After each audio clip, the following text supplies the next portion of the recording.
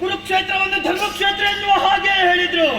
ಉಳಿಸಿದರೆ ಧರ್ಮವನ್ನು, ಪಾಂಡವರನ್ನು ಸತ್ಯವಂತರೆನ್ನುವ ಹಾಗೆ ಕೊಂಡಾಡಿದರು. ಎಲ್ಲಿ ಕೊಂಡಾಡಿ ಉಳಿಸಿಕೊಂಡರು ಸತ್ಯವನ್ನು? ಗುರುಕುಲ ಪಿತಾಮಹ ಭೀಷ್ಮಾಚಾರ್ಯರು ಯುದ್ಧ ಮಾಡುವಂತಹ ವೇಳೆಯಲ್ಲಿ ಶಿಖಂಡಿಯನ್ನು ಮುಂದೆ ನಿಲ್ಲಿಸಿ ಅವರನ್ನು ಶರದಲ್ಪದಲ್ಲಿ ಮಲಗುವ ಹಾಗೆ ಮಾಡಿದ್ರು. ಆಮೇಲೆ ಧರ್ಮಾತ್ಮನಾದಂತಹ ಧರ್ಮರಾಯ ಸುಳ್ಳನ್ನು ಹೇಳಿದ ನನ್ನ ಅಪ್ಪನನ್ನು ಆ ದುಷ್ಟದಿಂದ ಕೊಂದ ಮಹಾರಥಿ ಎನಿಸಿಕೊಂಡಂತಹ ಕಾರಣ ಯುದ್ಧ ಮಾಡುವಂತಹ ವೇಳೆಯಲ್ಲಿ ಆಯುಧವೇ ಇಲ್ಲದಾಗ ಆ ಪಾಪಿ ಅರ್ಜುನ ಪ್ರಾಣ ಪ್ರಯೋಗ ಮಾಡಿದ. ಈ ಹೊತ್ತು ಗುರುಕುಲ ಚೂಡಾಮಣಿ ಎನಿಸಿಕೊಂಡಂತಹ ಆ ಸುಯೋಧನ ಅವನ ಪರಿಸ್ಥಿತಿಯು ಹಾಗೆ ಆಗಿ ಹೋಯಿತು. ಅವಕಾಶ ಕೊಡು, ಸೇನಾಪತಿ ಎನ್ನುವ ಹಾಗೆ ಘೋಷಿಸು. ಪದೇ ಪದೇ ಕೇಳಿದ್ರು ಕೂಡ ಅವಕಾಶ ಕೊಡಲಿಲ್ಲ. ಪರಿಸ್ಥಿತಿ ಹಾಗೆ. ಯಾರಲ್ಲಿ ಪ್ರತಿಭೆ ಉಂಟೋ ಅವರಿಗೆ ಅವಕಾಶ ಸಿಗುವುದಿಲ್ಲ. ಯಾರಿಗೆ ಅವಕಾಶ ಸಿಗುತ್ತದೋ ಅವರು ಪ್ರತಿಭಾವಂತರಲ್ಲ. ಏನೇ ಆಗಲಿ 17 ದಿನದ ಯುದ್ಧವು ಕಳೆದು ಹೋಯಿತು. 18ನೆಯ ದಿನ ಆ ಕೌರವೇಶ್ವರ ಎಲ್ಲರನ್ನೂ ಕಳೆದುಕೊಂಡು ಈ ಹೊತ್ತು ಆ ಭೀಮನ ಗದೆಯಿಂದಲಾಗಿ ತೊಡೆ ಮುರಿದು ರಣಕ್ಷೇತ್ರದಲ್ಲಿ ಬಿದ್ದಿದ್ದಾನೆ. ಅಂತಹ ಕೌರವನ ಮುಂದೆ ಹೋಗಿ ಹೇಳಿದೆ, ಅವನ ಆಸೆ ಒಂದೇ, ಬೇಕಾದದ್ದು 5 ನಿಷ್ಪಾಂಡವ ಪೃಥ್ವಿ. ಸರಿ, ಅವಕಾಶ ಸಿಕ್ಕಿದೆ. ಅಶ್ವತ್ಥಾಮ ಏನು ಎನ್ನುವುದನ್ನು ತೋರಿಸುವುದಕ್ಕೆ ಇದೇ ಸಾಕು. ನಡೆದು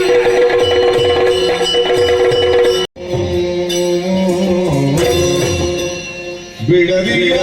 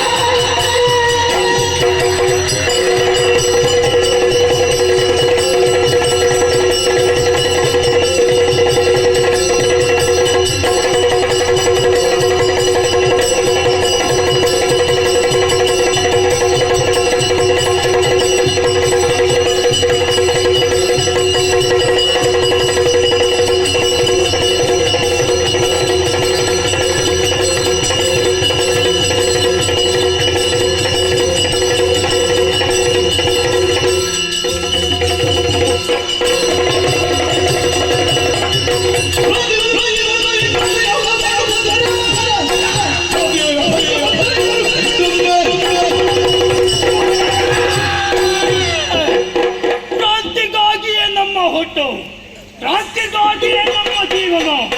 ಕ್ರಾಂತಿ ವೀರನಾಗಿ ಮೆರೆದಂತಹ ಆ ಕುರುಕುಲ ಚೂಡಾಮಣಿ ಗೌರವೇಶ್ವರ ಕ್ರಾಂತಿಯಾಗಿಯೇ ಸಾಯಬೇಕು.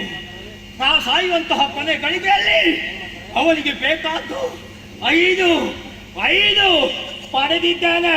ನೇರವಾಗಿ ಅವನಲ್ಲಿ